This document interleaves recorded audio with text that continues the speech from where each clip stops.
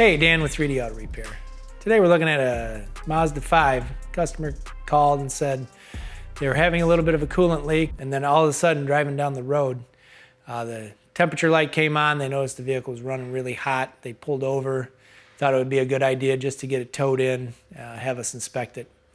Upon inspection, when we started adding coolant, we could see that the coolant was flowing out up by the thermostat housing rather fast.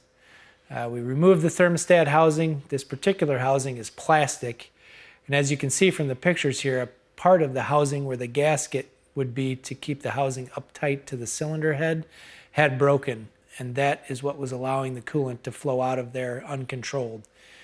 We got the part, put everything back together, took it for a test drive, made sure everything was in good shape, no more leaks. The customer was really excited that it was a fairly low expense repair. So if you're having a coolant leak, or maybe your vehicle's running a little hotter than it used to, please feel free to give us a call. We'd be happy to inspect it for you at no charge. Thanks for watching the video, and we look forward to seeing you at the shop.